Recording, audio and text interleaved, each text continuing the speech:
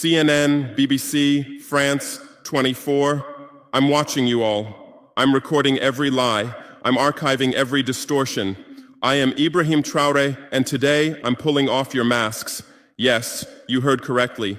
I, whom you call a young military junta leader, whom you brand as a dangerous radical, whom you serve up as an anti-Western dictator, am now telling you the truth. And this time you cannot turn off your microphones. This time you cannot turn away your cameras. This time your editors cannot cut this speech. Because the world you monopolize no longer exists. Because millions will hear these words now, without passing through your filters, without being subjected to your distortions, without being muddied by your lies.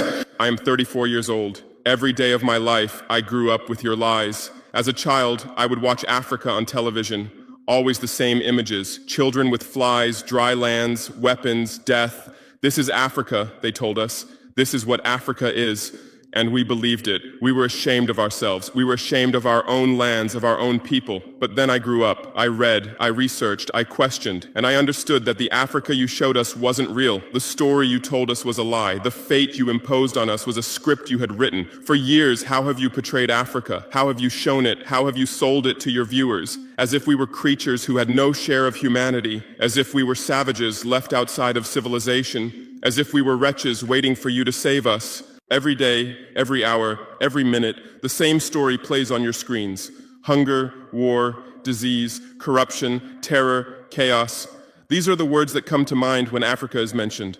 In your Africa dictionary, there are no other words. No hope, no success, no development, no resistance, no honor, no pride, no victory. So I ask you, New York Times, Washington Post, Guardian, Le Monde, have you ever made Africa's successes your headlines? How many times have you written about Rwanda's technology miracle? How many times have you shown Ethiopia's reforestation project? How many times have you praised Botswana's democratic success? How many times have you described Kenya's entrepreneurial ecosystem? No, because these don't fit your scenario. Your Africa cannot be successful. It cannot, because then how will you legitimize your exploitation? If it's not in need of help, how will you intervene? If it's not backward, how will you look down on it? Have you ever asked yourselves, has any editor sitting at their desk, any news director in a meeting, any columnist at their keyboard ever thought, why are the people of the world's richest lands poor? Here are the numbers for you, real numbers. Africa owns 70% of the world's cobalt reserves. Your cell phone, your computer, your electric car won't work without cobalt. This cobalt comes from Congo, but Congolese can't afford cell phones. Africa owns 90% of the world's platinum reserves. Catalytic converters, electronic devices, medical implants, they all need platinum. This platinum comes from South Africa, but South Africans are crushed by unemployment. Africa provides 30% of the world's gold production. Mali, Burkina Faso, Ghana, Tanzania. Gold flows like rivers from our lands. But our people swim in poverty. Africa supplies 65% of the world's diamond production. Botswana, Angola, Congo, Sierra Leone, billions of dollars worth of diamonds are extracted, but our miners live on $1 a day. Africa owns 35% of the world's uranium reserves. Niger, Namibia, South Africa. Nuclear plants run on our uranium. Paris lights burn with our uranium. But our villages have no electricity. And you still ask, why is Africa poor? No, the right question is, how was Africa kept poor while being so rich? Here's your answer. Colonialism didn't end. It changed shape. You used to come and occupy our lands. Now you come and establish companies. You used to take by force. Now you make agreements. You used to rule with the whip. Now you rule with credit. Let me give you concrete examples. With numbers, names, dates, but you'll never write about these. Glencore, Swiss-based mining giant, extracting cobalt in Congo. 2022 revenue, $256 billion. Tax paid to Congo, $500 million. That's 0.2%. Is this justice? Rio Tinto, British-Australian mining giant, extracting bauxite in Guinea, 20 million tons annually. What's left for Guinea? Environmental pollution and cancer. Total, now Total Energies, French oil giant, extracting oil in Angola, Nigeria, Congo. 2022, profit, $36 billion investment in Africa, dirty pipelines, Anglo-American, founded in South Africa but now in London. Diamonds, platinum, iron, taking everything. What it left in South Africa, 6 million unemployed miners. And these are just the tip of the iceberg. What about the invisible, the secret deals, the offshore accounts, the transfer pricing tricks? Every year, $88 billion in illegal money flows out of Africa.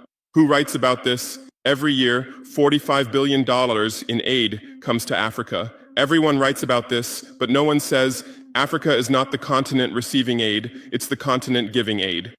While you zoom your cameras on swollen bellies, there is a huge system working silently in the background. Every day, tons of gold, diamonds, cobalt, uranium, oil leave our land. But how? Here is the system. Step 1, create corruption, bribe our leaders, open offshore accounts, promise them a life of luxury, send their children to your schools. Step 2, make deals, get 50-year, 99-year concessions, ask for tax exemptions, be exempt from environmental rules, ignore labor rights. Step 3, control the infrastructure. Take over ports, airports, railways, but only from the mine to the harbor. Don't build roads to the villages. Don't bring electricity to schools. Step 4, provide security. Set up private security companies. Arm them. Declare protesting. Step 5, silence the media.